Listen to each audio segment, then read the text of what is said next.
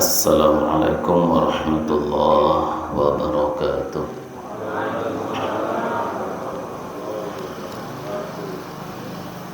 Bismillahirrahmanirrahim. Alhamdulillahi rabbil alamin. Alhamdulillahilladzi arsala rasulahu bil huda wa dinil haqq liyuzhirahu 'ala ad-dini kullihi wa kafa billahi shahida. Asyhadu an la ilaha illallah wahdahu la syarika lah wa asyhadu anna Muhammadan 'abduhu wa rasuluh la nabiyya wa la rasula ba'da. Allahumma salli wa sallim wa barik ala Muhammadin wa ala alihi wa ashabihi ajma'in, amma ba'du. Bapak Ibu kaum muslimin, kaum muslimah jamaah subuh yang insyaallah dirahmati, diridhoi Allah Subhanahu wa taala. Alhamdulillah, segala puji dan syukur kita aturkan kehadirat Allah Subhanahu wa taala yang telah mencurahkan, melimpahkan nikmatnya kepada kita semua, yang sudah memberikan rahmatnya dan juga mencurahkan taufik dan hidayahnya kepada kita semua. Dan atas semua nikmat itu, di pagi hari ini kita diberikan kemudahan oleh Allah untuk bisa bangun di waktu subuh ini dan bisa melaksanakan sholat subuh berjamaah di masjid yang kita cintai ini. Dan alhamdulillah kita diberikan kemudahan dan kelonggaran, kesempatan untuk bisa ikut serta menghadiri majelis ta'lim setelah subuh ini. Semoga apa yang kita lakukan di hari ini menjadi wasilah, menjadi jalan untuk mendapatkan ridho, mendapatkan rahmat dan kasih sayang Allah Subhanahu wa taala. Berikutnya salawat beserta salam kita doakan semoga tercurahkan kepada Nabi kita Muhammad sallallahu alaihi wasallam. Selaku umatnya, mari kita selalu mendoakan beliau dengan kita memperbanyak bersalawat kepadanya, dan selaku umatnya mari kita ikuti sunnah-sunnahnya, dan semoga dengan semua itu kita mendapatkan syafaat darinya di yaumul qiyamah kelak. Bapak Ibu jamaah yang dimuliakan Allah, untuk kajian kita di pagi hari ini kita mengkaji bersama hal-hal yang berkaitan dengan fikih Ramadan. Fikih Ramadan ini ada beberapa hal yang penting untuk kita sampaikan, namun tidak memungkinkan ya dalam satu kali ini kita bisa menyampaikan semua itu. Setidak-tidaknya ada 3 tema yang penting untuk disampaikan menjelang Ramadan ini. Yang pertama yang berkaitan dengan tema Qiyamul Lail, ya, Qiyamul Lail fi Ramadan. Qiyamul Lail fi Ramadan itu artinya sholat malam yang kita lakukan di bulan Ramadan, yang kita lebih mengenalnya dengan nama sholat tarawih, ya. Terus yang kedua kaitannya dengan fikih siyam. Fikih siyam itu adalah fikih yang berkenaan dengan berpuasa di siang hari di bulan Ramadan. Ya, ada peristiwa-peristiwa yang mungkin akan kita alami di saat kita berpuasa, yang di situ penting untuk kita pahami apakah peristiwa itu atau perbuatan itu bisa membatalkan puasa atau tidak, boleh atau tidak kita lakukan di saat kita berpuasa, dan seterusnya. Ini yang kedua materi yang penting untuk disampaikan. Yang ketiga adalah ini nanti berkaitan dengan zakat, ya. Jadi di bulan Ramadan ada zakat yang di sana kita diwajibkan untuk mengeluarkannya, yaitu zakat fitrah. Zakat fitrah yang wajib kita keluarkan, ya, di bulan Ramadan, terutama di akhir bulan Ramadan ketika kita akan menyambut hari raya Idul Fitri. Ada fikih zakat fitrah. Kalau zakat mal itu tidak ada kaitannya dengan Ramadan. Ya, zakat mal itu nanti kaitannya dengan nisab dan haul harta yang kita miliki. Kapan kita memulai menghitung haulnya itu. Jadi nggak ada kaitannya dengan Ramadan. Kalau Ramadan kaitannya dengan zakat fitrah. Nah, Bapak Ibu, semoga tiga tema yang penting ini bisa panjenengan dapatkan dari beberapa kajian-kajian ya, baik kajian yang dilaksanakan di masjid yang kita cintai ini ataupun kajian-kajian di tempat yang lain, atau kalau panjenengan punya juga waktu yang longgar nanti bisa ikut kajian di YouTube ya yang kaitannya dengan tema itu, karena itu penting untuk kita pahami ketika kita berada di bulan Ramadan. Karena jangan sampai ibadah yang kita lakukan itu tidak sesuai dengan apa yang diajarkan oleh Allah dan Rasulullah. Nah, pada kesempatan subuh ini saya hanya akan menyampaikan satu dari tiga tema itu, yaitu yang berkaitan dengan qiyamul lail. Ya, qiyamul lail fi Ramadan, yaitu salat malam yang kita laksanakan di bulan Ramadan yang kita sebut dengan salat tarawih. Dalam literatur hadis itu lebih banyak menyebut dengan istilah qiyamul lail ya, bukan tarawih tetapi itu qiyamul lail. Nah, di Indonesia itu lebih ngetren ya untuk menyebut dengan tarawih. Apa bedanya antara qiyamul lail, tarawih, tahajud ya, ini kan istilah-istilah yang sering kita dengar ya, istilah sholat malam itu. Nah, semua sholat malam ya, sholat malam yang kita lakukan, dan ini adalah sholat sunnah ya, sholat sunnah yang kita lakukan di malam hari, selain dari sholat sunnah rawatib, selain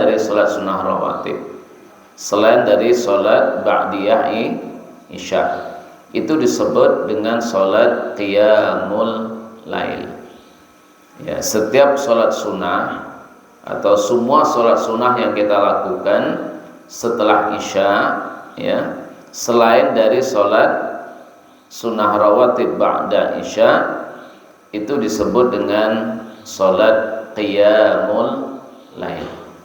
Qiyamul lail itu artinya bangun mendirikan sholat di malam hari. Kapan dikatakan malam? Dikatakan malam itu adalah ketika awan merah ya, awan merah itu sudah hilang warna merahnya dan berubah menjadi hitam, sehingga dunia ini jadi gelap ya, dunia ini menjadi gelap. Ketika matahari terbenam itu masuk waktu maghrib, itu belum malam ya, belum malam, itu belum gelap ya. Gelap itu kalau kita berada di daerah pergunungan, daerah yang jauh dari pantai. Kalau daerah pantai itu maghrib itu Bapak Ibu ya, di pantai barat terutama ya, ketika maghrib matahari tenggelam itu suasana masih terang Pak. Panjenengan sepak bola itu masih kelihatan kok ya. Kalau saya dulu main neker gitu ya, nah itu masih kelihatan Pak, kecil itu masih kelihatan maghrib itu, karena masih terang, awan itu masih merah. Lalu kemudian lambat laun, pelan-pelan itu warna merah itu kemudian semakin redup, lama-lama berubah menjadi hitam. Nah, ketika awan merah itu berubah menjadi hitam, itulah saatnya malam, dan saat itu juga lah masuknya waktu isya. Jadi sholat wajib yang dilakukan di malam hari itu adalah sholat isya. Sholat maghrib belum dikatakan sholat malam ya. Sholat isya itu adalah sholat wajib yang kita lakukan di malam hari. Nah, maka qiyamul lail itu dilaksanakan setelah isya itu. Kalau kita lakukan dari maghrib menjelang isya, itu belum dikatakan qiyamul lail, belum dikatakan qiyamul lail. Nah, semua salat wajib yang kita lakukan tadi setelah Isya itu dikatakan qiyamul lail. Sampai kapan? Sampai menjelang masuknya waktu subuh. Sehingga qiyamul lail itu bisa di awal waktu, bisa di tengah waktu, bisa di akhir waktu. Jadi kalau kita bagi malam itu menjadi 3, sepertiga awal, sepertiga tengah, dan sepertiga akhir. Berarti malam itu kalau kita hitung dari Isya menjelang subuh itu lebih kurang 9 jam. Lebih kurang ya, lebih kurang. Itu 9 jam. 9 jam itu kalau kita bagi 3, itu berarti 3 jam awal, 3 jam tengah, 3 jam akhir. Berarti sepertiga akhir malam itu berarti 3 jam. Isya dikurangi, subuh dikurangi 3 jam. Subuh hari ini jam berapa?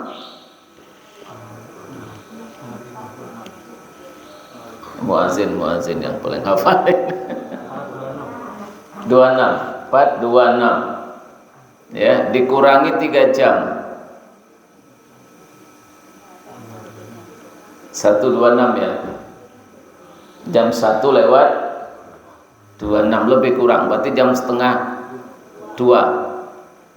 Jam setengah 2 itu berarti itulah sepertiga akhir malam. Awal dari sepertiga akhir malam. Jadi kalau panjenengan ingin bangun di akhir malam, sepertiga akhir malam, maka awal itu adalah jam setengah 2 itu. Sampai menjelang subuh. Ya, sampai menjelang subuh. Jadi sepertiga akhir malam itu lebih kurang 3 jam. Berarti bisa juga sepertiga akhir malam awal, sepertiga akhir malam tengah, sepertiga akhir malam akhir. Jadi nggak suka ngambil yang mana? Sepertiga akhir ya, menjelang subuh. Ya, di sholat tahajudnya menjelang subuh. Ya. Nah, kalau qiyamul lail itu kita lakukan dengan rokaat ganjil, maka ini ada nama kecilnya. Nama kecilnya adalah witir. Ya, nama kecilnya adalah witir. Witir itu adalah solat ganjil, solat yang rokaatnya ganjil. Dan itu menutupi semua solat wajib sebagai penutup solat wajib. Dan tidak boleh witir sebelum selesai solat Isya, karena dia nutupin, menyempurnakan sholat wajib itu. Sholat witir itu nggak boleh dilakukan 2 kali dalam satu malam. Kenapa tidak boleh? Karena kalau dilakukan 2 kali maka dia menjadi genap. Ya, maka tidak boleh witir 2 kali. Berbeda dengan sholat sunnah lainnya. Sholat sunnah lainnya boleh 2 kali kita lakukan. Qiyamul lail yang biasa bukan witir, sebelum tidur kita lakukan sholat sunnah, nanti kemudian bangun sholat lagi, itu boleh. Yang tidak boleh kalau witir. Kenapa witir tidak boleh? Karena dia ganjil. Kalau lakukan 2 kali berarti menjadi genap. Terus ada yang nyetok ini, gimana kalau 3 kali Pak? Kan ganjil lagi katanya. Ya, kan ganjil lagi. Tapi kan menjelang ganjil yang ketiga kan tidak boleh dulu gitu. Kan gitu kan? Artinya yang keduanya kan tidak boleh gitu. Yang keduanya kan tidak boleh gitu. Terus ada lagi yang mengatakan begini, biar ganjil gimana kalau yang kedua kita genapin katanya. Ini kan banyak. Jadi salat witir yang pertama 3 rakaat, nanti witir yang kedua 4 rakaat kan jadi 7. Kan jadi ganjil. 4 rakaat yang kedua namanya enggak witir. Ya kenapa? Karena genap, rakaatnya genap gitu. Jadi tidak usah direkayasa, enggak usah dihilah-hilahkan. Ya sudahlah, Rasulullah mengatakan la witrani fil lail. Udah, tidak boleh 2 witir dalam satu malam. Ya sudah, tidak usah dilakukan. Sehingga kalau sebelum tidur itu sudah witir, maka nanti panjenengan bangun sholat tahajud tidak witir lagi. Ya, enggak witir lagi. Tapi kalau belum witir di sholat qiyamul lail sebelum tidurnya, nah belum witir, nanti kemudian setelah tidur bangun lagi bisa tahajud, terus kemudian ditutup dengan witir. Nah, jadi witir itu termasuk qiyamul lail karena waktu pelaksanaannya itu adalah di waktu malam. Kalau sholat qiyamul lail itu kita lakukan setelah kita bangun dari tidur, ya, wan nasu niyam, umumnya manusia dalam kondisi tidur, ya, jadi qiyamul lail bangun di malam hari, wan nasu niyam, dan manusia pada umumnya tidur, ya, maka itulah dikatakan tahajud. Ya, tahajud. Jadi tahajud itu ada sholat malam, tapi itu dilaksanakan, ya, setelah kita bangun dari tidur di malam hari itu. Dan itu waktunya adalah waktu yang umumnya orang pada tertidur di waktu itu. Sehingga tahajud ini waktu yang lebih utama, ya. Nah, kalau kita lakukan, ya, di bulan Ramadan dengan kita syiarkan, dengan kita semarakkan dengan cara berjamaah, ya, maka itu namanya sholat tarawih. Ya, sholat tarawih itu dilakukan di bulan Ramadan. Dan sholat tarawih ini nanti akan kita sampaikan, itu nanti terkesan yang paling diinginkan dari Rasulullah itu adalah berjamaah. Ya, berjamaah. Itu bedanya nanti dengan tahajud. Ya, di jamaah itu artinya lebih ke syiarnya, menghidupkan suasana malam di bulan Ramadan sehingga dia berjamaah. Sama seperti sholat wajib ini, sholat 5 waktu ini ada syiarnya. Jadi ibadah yang kita lakukan itu ada ibadah yang murni ibadah, ada ibadah yang itu plus syiar. Ini harus kita bedakan. Ada ibadah yang murni ibadah dan ada ibadah yang fungsinya di samping ibadah juga syiar. Apa syiar itu? Syiar itu adalah menghidupkan suasana sehingga orang-orang, ya, terajak, ya, muncul keinginan orang lain untuk melakukan hal yang sama. Itu namanya syiar. Mensyiarkan, menyemarakkan, sehingga yang melakukan itu tidak hanya satu orang, tapi yang lain juga tertarik untuk melaksanakannya. Nah, ibadah yang sifatnya syiar ini meskipun tidak ikhlas, ya, tetap kita lakukan karena tujuan utamanya adalah syiarnya itu. Jadi jangan sampai kita berhenti melaksanakan ibadah yang mengandung syiar hanya khawatir ada ketidakikhlasan. Misalnya apa? Salat 5 waktu berjamaah, ini syiar. Jangan sampai ada yang mengatakan ketika diajak berjamaah ke masjid, wah, saya belum bisa ikhlas di masjid, saya salat di rumah aja deh. Ya, gara-gara belum bisa ikhlas, khawatir kalau salat berjamaah di masjid nanti muncul riya, sehingga apa alasannya tidak berjamaah karena khawatir terjadi riya. Nah, ini sebuah hal yang tidak tepat.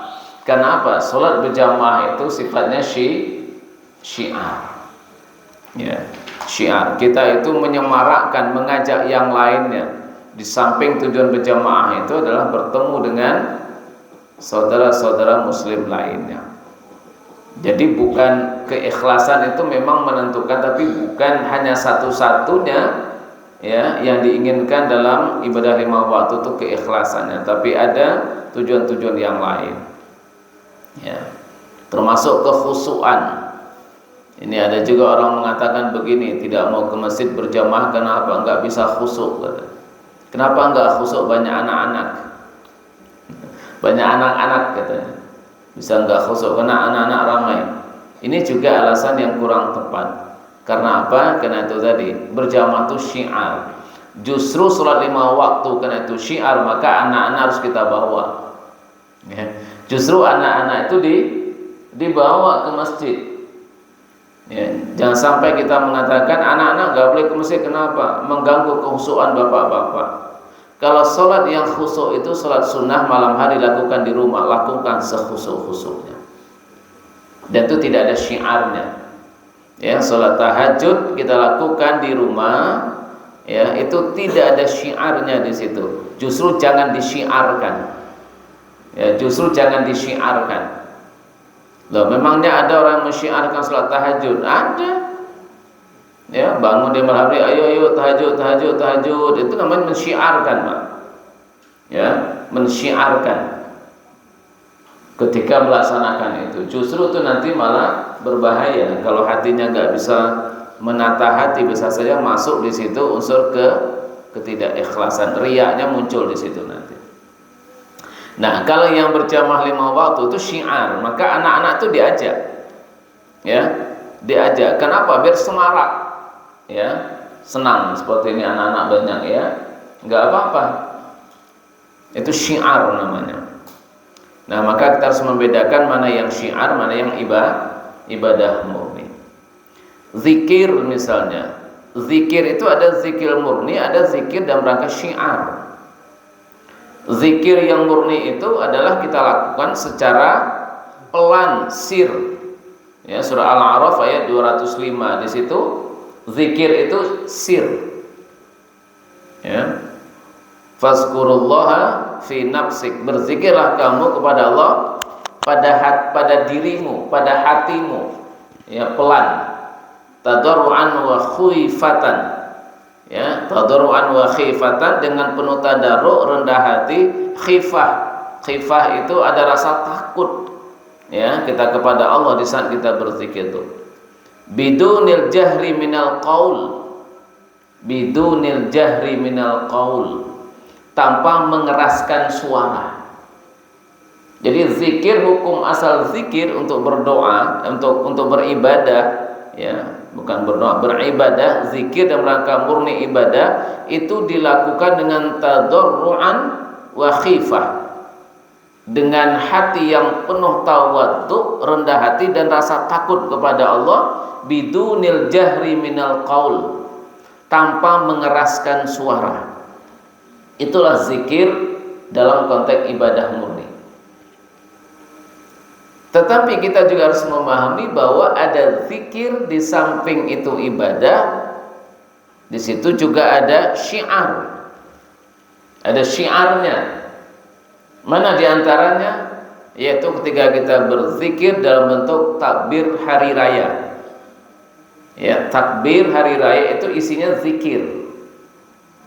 Takbir, ya. Allahu akbar, Allahu akbar, Allahu akbar. Itu takbir, itu zikir. Ya. Yang kedua isinya apa? Tahlil.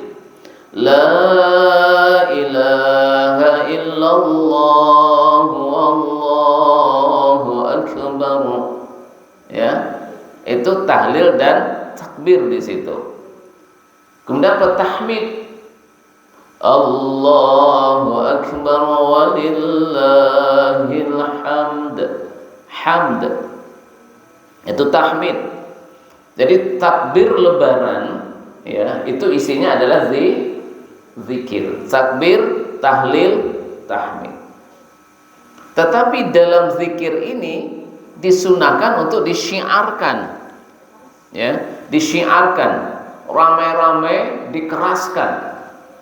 Apalagi di pagi hari, ya, menjelang ketika kita berangkat menuju ke tempat sholat, dari rumah kita ke tempat sholat, itu justru diperintahkan kita untuk bertakbir dengan mengeraskan suara sehingga suasana itu menjadi semarak.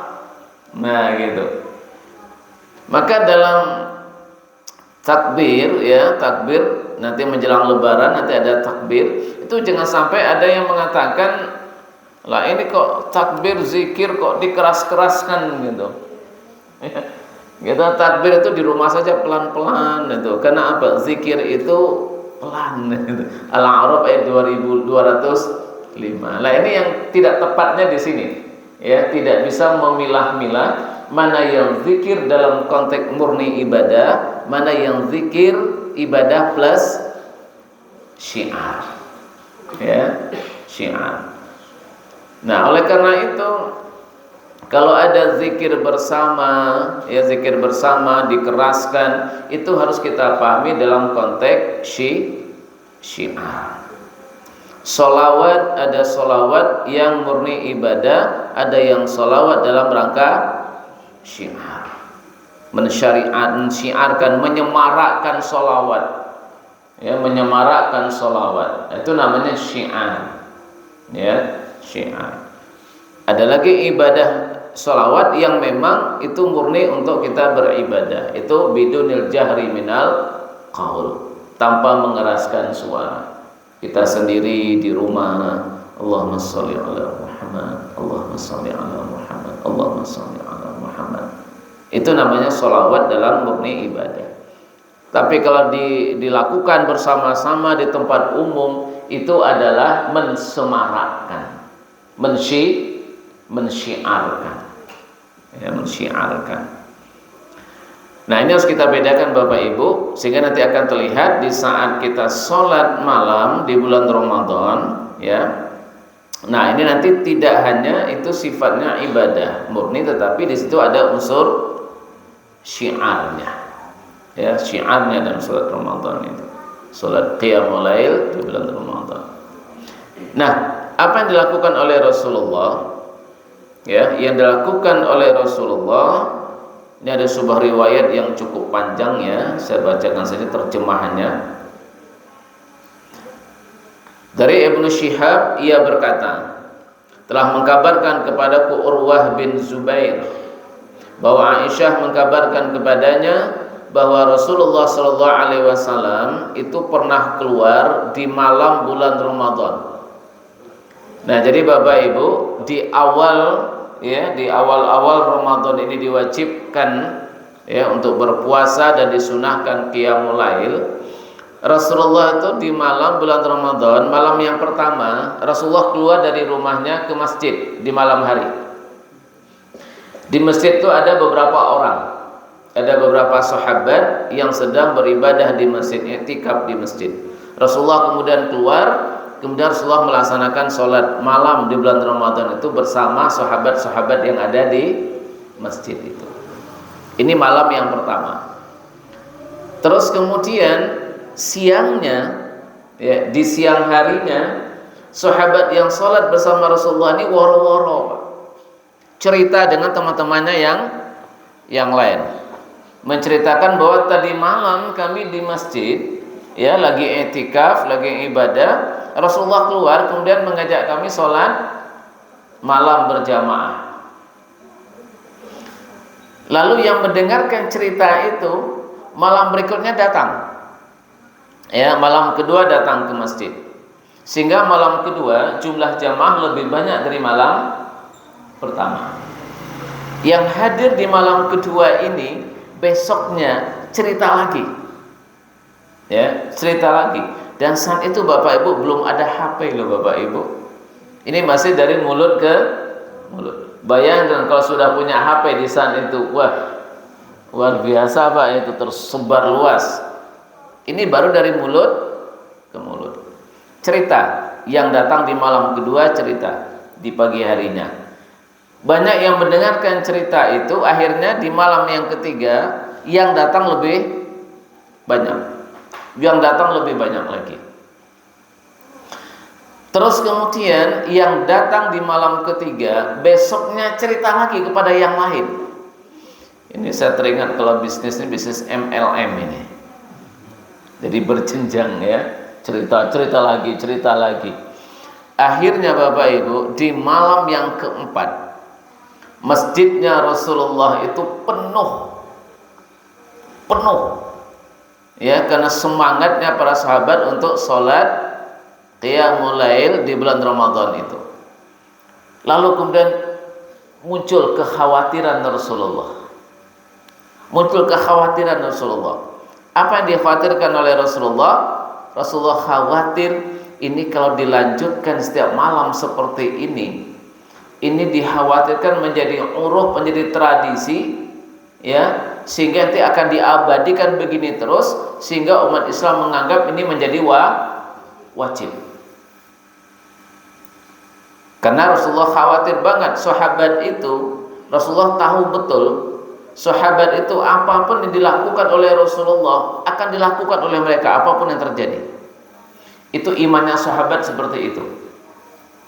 Yang dikhawatirkan oleh Rasulullah bukan sahabat yang ada di masa Rasulullah, Rasulullah nggak khawatir dengan sahabat-sahabatnya karena Rasulullah tahu sahabatnya imannya kuat. Yang dikhawatirkan oleh Rasulullah adalah kita-kita ini, generasi Z,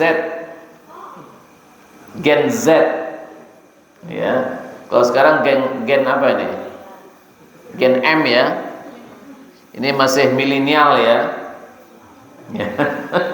Ini masih ya Gen M ini. Nanti ada Gen Z itu generasi Z. Jadi semakin jauh generasi dari Rasulullah, keimanan itu semakin lemah dan lemah.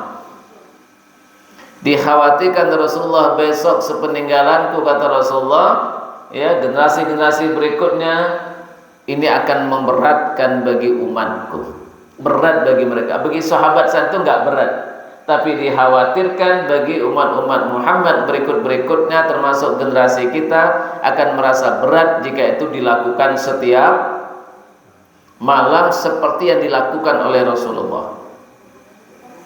Ya, seperti yang dilakukan oleh Rasulullah. Bagaimana Rasulullah melakukannya? Rasulullah melakukannya dengan rakaat-rakaat yang panjang. Ya, dengan rakaat yang panjang.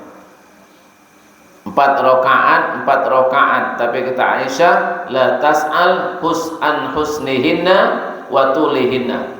4 rakaat pertama yang dilakukan oleh Rasulullah jangan kau tanya bagus dan panjangnya sholat Rasulullah. Artinya bagus banget, lama banget. Lalu Rasulullah melakukan lagi 4 rakaat dan wala tas'al an husnihinna wa tulihinna. Jangan kau tanya bagaimana bagusnya, sempurnanya dan lamanya sholat Rasulullah yang 4 yang kedua. Itu artinya lama banget dan bagus banget. Bagus itu artinya sempurna banget sholatnya Rasulullah. Rukuknya, sujudnya, i'tidalnya, duduk antara 2 sujudnya itu sempurna, lama semuanya. Lama banget. Dan ini yang dikhawatirkan oleh Rasulullah, ini akan terus-menerus begini, nanti akan memberatkan umatnya. Sehingga di malam yang keempat, yang orang sudah berkumpul banyak di masjidnya Rasulullah, Rasulullah tidak keluar di malam yang keempat itu. Rasulullah enggak keluar. Ya. Lalu kapan keluarnya Rasulullah? Di saat subuh. Subuh Rasulullah keluar melaksanakan sholat subuh berjamaah. Setelah sholat subuh Rasulullah kemudian berdiri dan menyapa para sahabatnya, jamaahnya dengan mengatakan amma ba'du, kata Rasulullah, tidak ada kekhawatiran tadi malam bagiku untuk keluar. Enggak ada yang kukhawatirkan terhadap kalian, kata Rasulullah. Enggak ada yang kukhawatirkan terhadap kalian.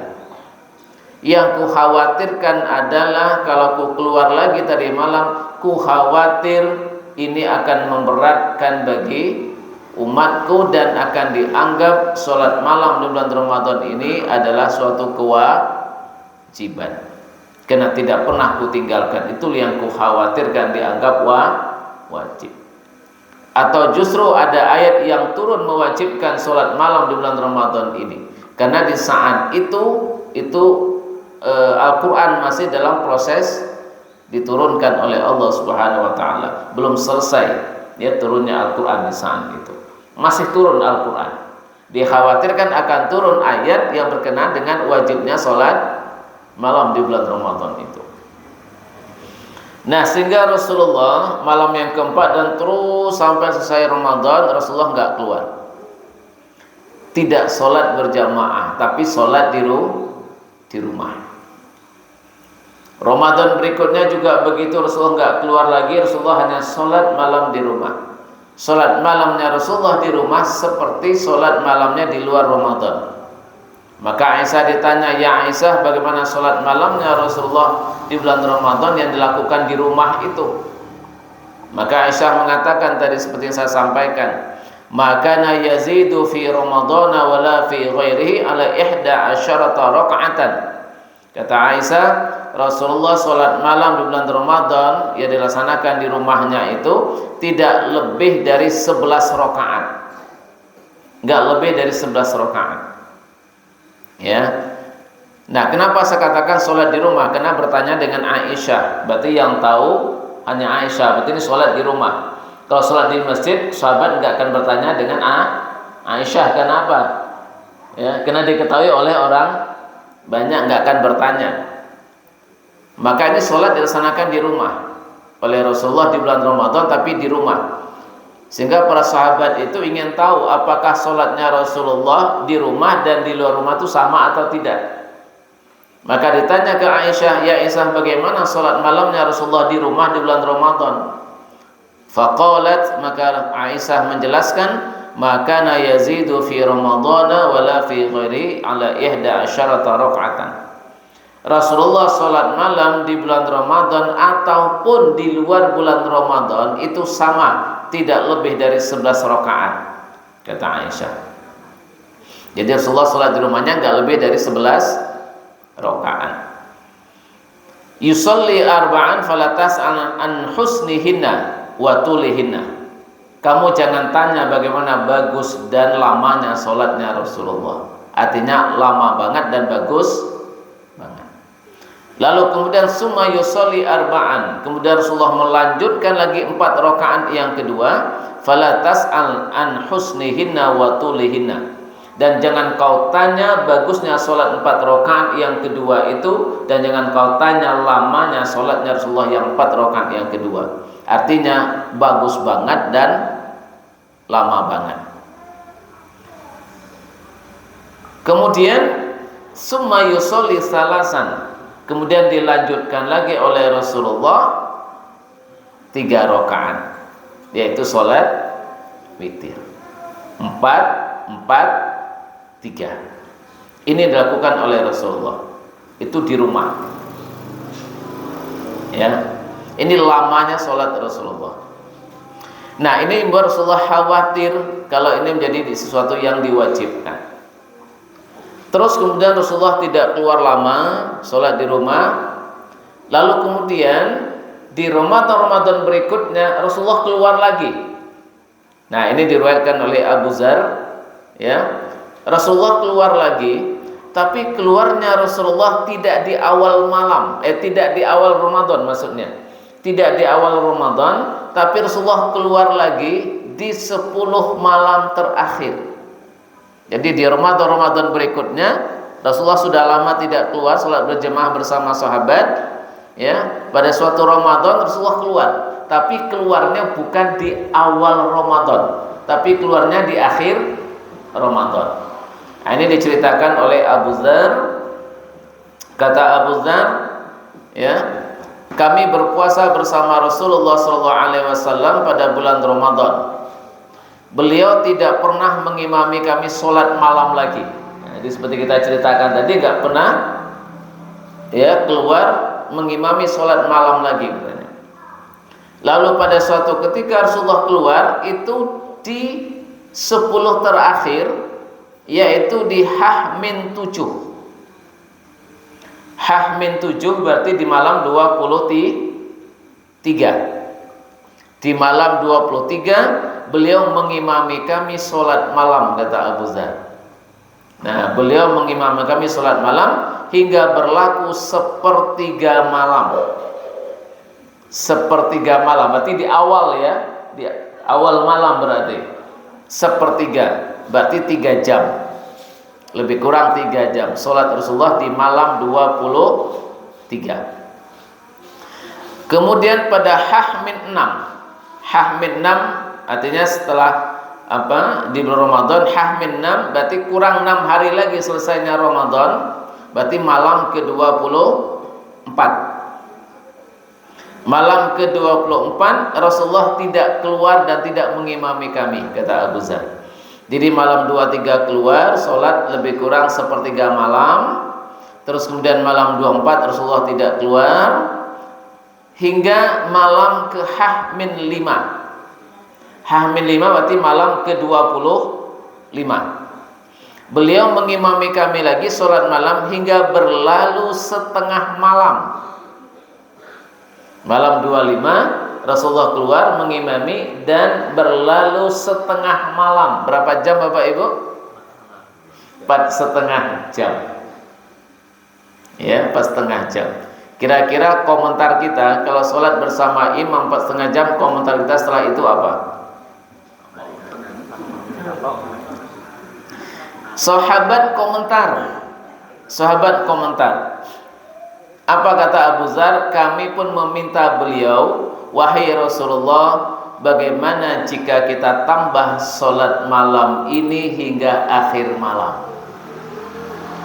Mintanya dilanjutkan sampai akhir malam. Kalau kita mintanya apa? Mintanya mbok yo dikurangi. Kalaupun mengatakan lebih itu ngenyek. Ya. Ada imam sholat lama banget sampai 2 jam, terus kemudian makmum mengatakan sekalian aja 6 jam. Itu namanya ngenyek. Ya. Orang Jawa bilang apa? Istilah yang begitu? Lu apa? Lulu. Lah itu. Ya. Tapi sahabat tidak begitu, Pak. Ini sahabat mengatakan, ya Rasul, ini permintaan serius. Ya Rasulullah, bagaimana kalau sholat malam ini kita lanjutkan saja sampai akhir malam? Ya, bukan lulu tadi itu ya. Itu.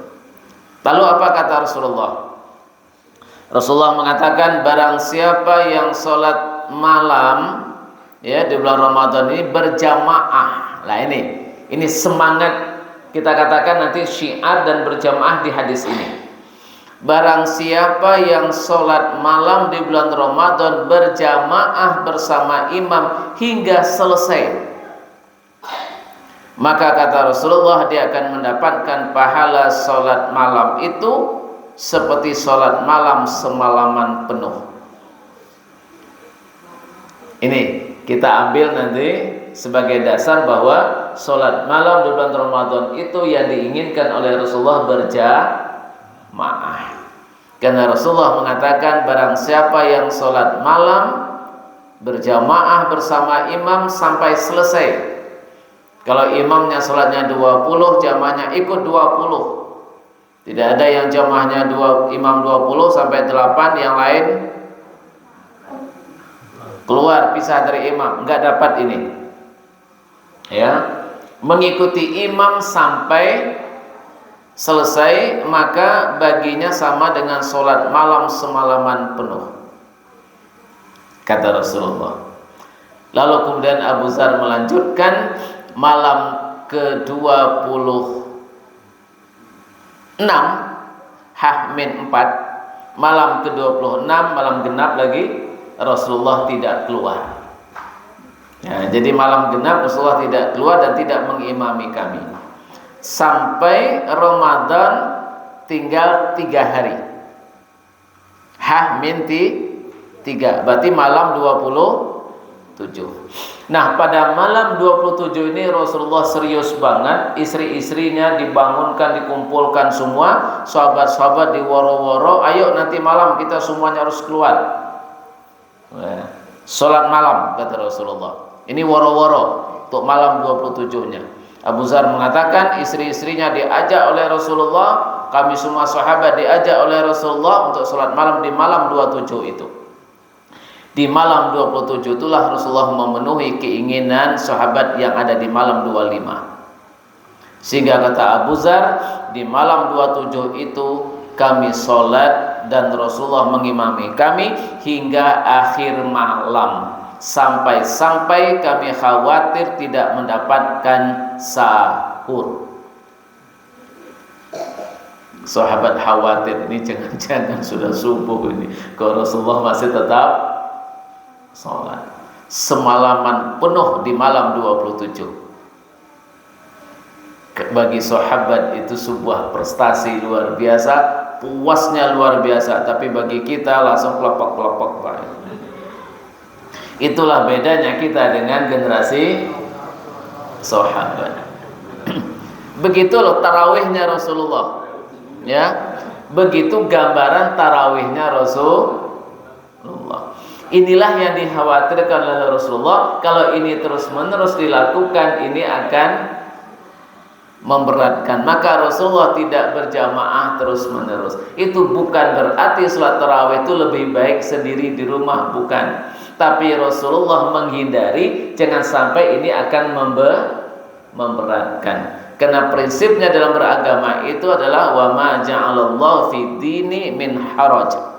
Allah tidak menginginkan kita di dalam beragama ini mengandung kesulitan. Yuridullahu bikumul yusra wa la yuridu bikumul usra.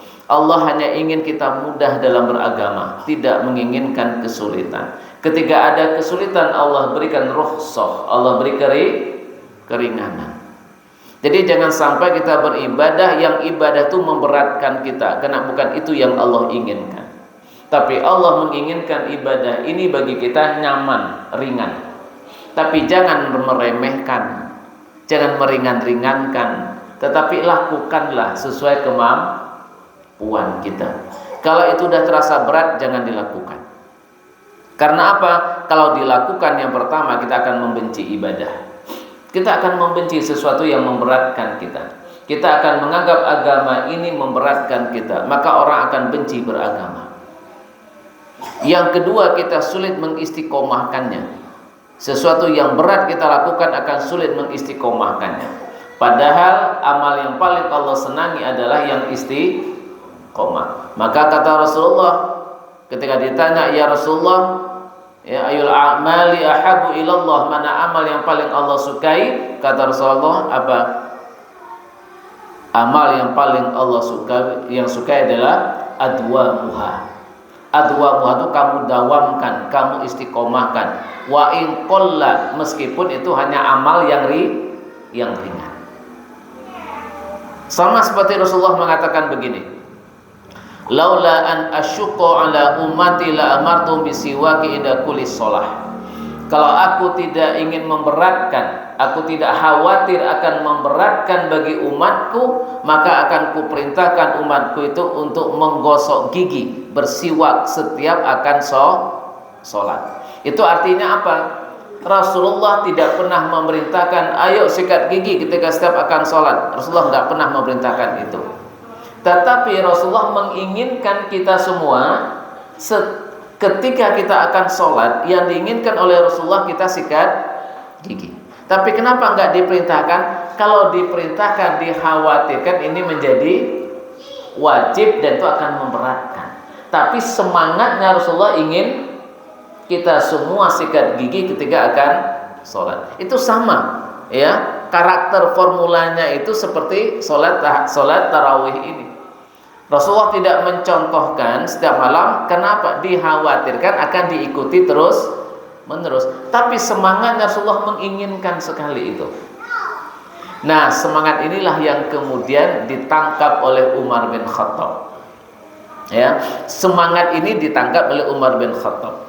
Sehingga pada masa Umar bin Khattab, Umar melihat umat Islam itu di bulan Ramadan di malam hari banyak berkumpul di masjid, ya, tapi melaksanakan sholat sendiri. Maka Umar kemudian mengumpulkan teman-temannya yang dianggap orang-orang yang berilmu, diajak berdiskusi. Ini gimana ini? Kita melihat nih banyak orang yang berkumpul di masjid ini. Bagaimana kalau, kata Umar bin Khattab, kita laksanakan sholat tarawih ini berjamaah setiap malam? Karena semua orang sudah ngumpul banyak setiap malam. Bagaimana kalau kita lakukan berjamaah? Tetapi biar agar kekhawatiran Rasulullah itu tidak terjadi, yaitu merasa diberatkan oleh sholat ini, maka bagaimana kalau sholat ini kita lakukan dengan ringan? Rukuk tidak lama, sujud tidak lama, surahnya juga tidak panjang-panjang. Tetapi kompensasinya rokaatnya yang kita tambah. Kompensasinya itu surahnya pendek-pendek, tidak lama-lama, tetapi rokaatnya yang diperbanyak menjadi berapa? Menjadi 20. Nah, Umar bin Khattab ya melakukan hal ini. Lalu disetujui oleh sahabat yang lainnya. Kemudian jamaah pun juga senang dengan cara seperti ini. Sehingga mulai dari masa Umar bin Khattab, tarawih itu dilakukan setiap malam, dan itu dilakukan dengan bacaan-bacaan yang pendek, kemudian dengan rukuk sujud yang tidak begitu lama, tetapi ditambah rakaatnya 20 rakaat. Terus menurun ya, turun temurun, dan inilah yang kemudian diikuti, diaminin oleh 4 imam mazhab. 4 imam mazhab, mazhab Hanafi, ya, mazhab Maliki, mazhab Syafi'i, mazhab Hambali, ini tidak ada yang mengambil 8 rakaat dengan 4-4-3, itu tidak ada. Semua imam mazhab itu mengambil 20. Bahkan ya, mazhab Maliki 36 rakaat. Mazhab Maliki 36 rakaat. Mazhab Syafi'i, Hanafi, ya, Hambali itu 20 rakaat. Panjenengan bisa lihat di Mekah, Madinah itu 20 itu mazhab Hambali 20 rakaat. Syafi'i, ya, kita lihat di masjid-masjid kalau di Indonesia itu yang Syafi'iyah, pengikut Imam mazhab Syafi'i yang kental itu kan dari kalangan Nahdiyin, ya. Kita bisa melihat masjid-masjid yang itu masjid Nahdiyin itu sholatnya 20 rakaat karena mazhab Syafi'i. Nah, lalu bagaimana kita ngikutin yang Rasulullah apa ikutin Umar bin Khattab? Nah, ini ya, jadi pilihan. Nah, ada yang mengatakan ya harus dahulukan ya Rasulullah dong, ya, 8 rakaat dengan 20 kan sahabat. Nah, Rasulullah SAW itu mengatakan bahwa, ini saya bacakan terjemahnya saja ya, ini hadisnya ada, ini hadis Ibnu Majah, juga Abu Daud, Ahmad dan Tirmizi. Kata Rasulullah, ya, kalian akan melihat adanya perselisihan yang sangat luar biasa setelah aku tiada nanti, kata Rasulullah. Dan itu sudah terwujud hari ini. Setelah aku tiada, kata Rasulullah, kalian akan melihat akan terjadi perbedaan pendapat yang luar biasa setelah aku tiada. Maka oleh karena itu, ya, ikutilah sunnahku dan sunnah khulafa'ir rasyidin al-mahdiyyin. Addu 'alaiha bin nawajiz, kata Rasulullah. Ikutilah sunnahku dan sunnahnya khulafa'ur rasyidin. Jadi ada 2 sunnah yang Rasulullah perintahkan untuk kita ikuti.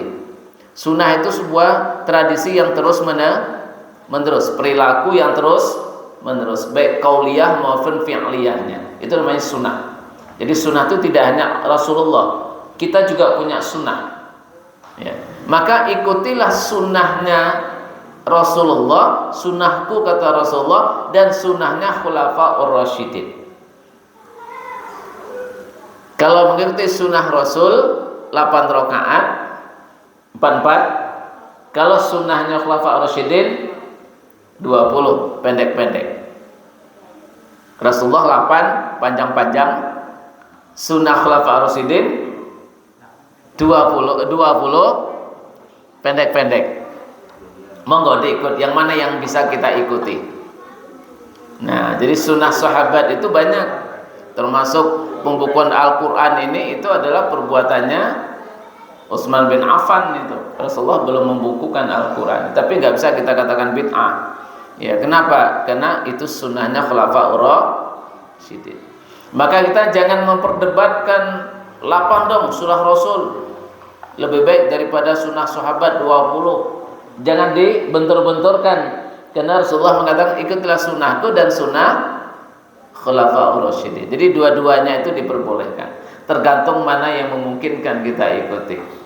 Ternyata setelah zamannya Rasulullah, mulai zaman Umar bin Khattab, ternyata umat Islam itu senang dengan cara formula yang dibuat oleh Umar bin Khattab, berkembang terus-menerus sampai kita hari ini, ya, yaitu pendek-pendek 20. Nah, ternyata seperti saya katakan tadi, generasi M, generasi Z ini ternyata imannya lemah-lemah, ya. Ikut sunnah Rasul 8 rakaat, padahal cuma imannya dia yang lemah gitu. Buktinya apa? Buktinya surah-surahnya menggunakan polanya Umar bin Khattab. Ya. Meskipun mengatakan ini sunnah Rasul 8 rakaat, ya kalau 8 rakaat lakukan seperti Rasulullah yang panjang-panjang. Makanya Ibnu Taimiyah mengatakan begini, kata Ibnu Taimiyah, mana yang terbaik kita lakukan? Ibnu Taimiyah menjelaskan, kalau seandainya jamaah kita semua itu senang dan mampu melaksanakan dengan rakaat yang lama artinya panjang, berdirinya lama, rukuk lama, sujud lama, maka yang terbaik bagi jamaah yang seperti ini adalah rakaatnya yang sedikit, yaitu 8 atau 10 yang sedikit, ya. Tetapi kalau jamaahnya itu nggak bisa kuat berdiri lama, nggak bisa kuat rukuk lama, sujud lama, berdiri lama lututnya menggigil, sujud lama setelah berdiri kunang-kunang, ngelieng-ngelieng kata orang Jawa, ya, udah sepuh-sepuh begitu, nggak kuat rukuk lama, nggak kuat sujud lama, nggak kuat berdiri lama, maka pilihan yang tepat untuk jamaah yang seperti ini adalah rakaatnya itu pendek-pendek, rakaatnya tidak terlalu lama. Ya, surahnya pendek-pendek, rukuknya nggak begitu lama, sujud nggak begitu lama, tapi tambahlah rakaatnya melebihi dari 10 itu. Boleh 20, boleh 30, boleh 40, boleh 50, boleh 100. Yang penting genap dan tidak memberatkan. Nah, makanya zaman sahabat dan tabi'in ya, itu ada yang sholatnya 20, ada yang 30, ada yang 36, 38, semacam-macam, Pak. Kenapa? Semangatnya sholat tarawih itu nggak dibatasi jumlah rakaat, tapi lakukanlah yang itu tidak memberatkan kita. Nah, karena orang Indonesia yang saat ini memang mungkin imannya lebih lemah dari zaman dahulu, yang tidak memberatkan itu adalah 8 pendek. Itulah yang menurut orang hari ini lebih pas. Monggo jadi lakukan, tidak usah kita merasa yang 8 paling benar atau 20 yang paling benar. Lakukanlah mana yang menurut kita itu bisa kita istiqomahkan dan kita nyaman dengan cara begitu. Nah, terus terakhir ada lagi yang bertanya, ini 44 apa 22? Ini ya. Nah, ini muncul lagi pertanyaan itu, 44 atau 22? Ini perlu saya sampaikan. Kalau yang 44 itu dilakukan oleh Rasulullah. Ya, 44 Rasulullah melakukan seperti yang diceritakan oleh Aisyah. Tetapi Rasulullah ngendiko. Nah, ini hadisnya hadis qauliyah. Kalau yang fi'liyah itu amal perbuatan Rasulullah itu 44. Tapi kalau qauliyah yang diungkapkan oleh Rasulullah, salatul laili masna fa iza khifta subha fa'autir biwahidah. Salat malam itu sebaiknya dilakukan 2-2. Nah, Rasulullah mengatakan salat malam sebaiknya 2-2. Kalau kamu khawatir nanti masuk waktu subuh, tambahlah 1 witir. Nah, lalu yang baik 2-2 apa 4-4 tergantung mana yang nyaman bagi kita.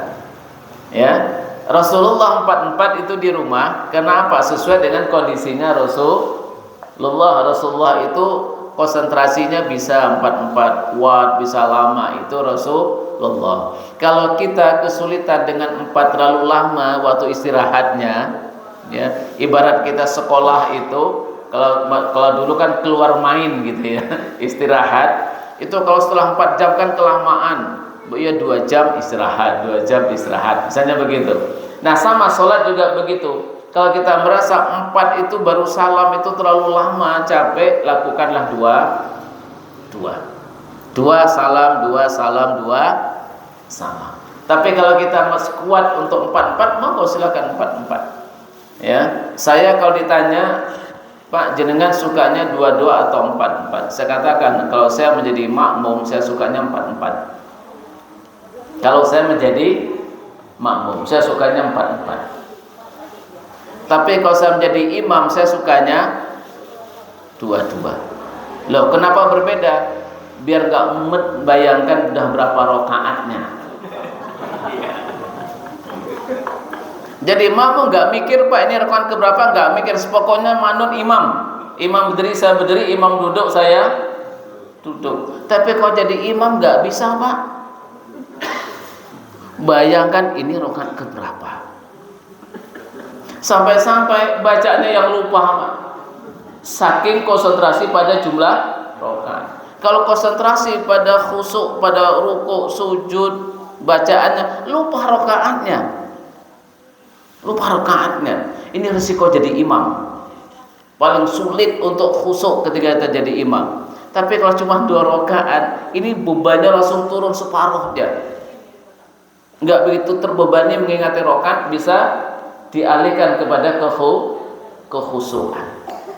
Maka saya jawab, kalau saya menjadi imam, saya pilih 2-2. Kalau saya menjadi makmum, saya pilih 4-4. Makanya makmum ketika ditanya, Bapak Ibu, ini 2-2 apa 4-4? Kebanyakan menjawab 4-4.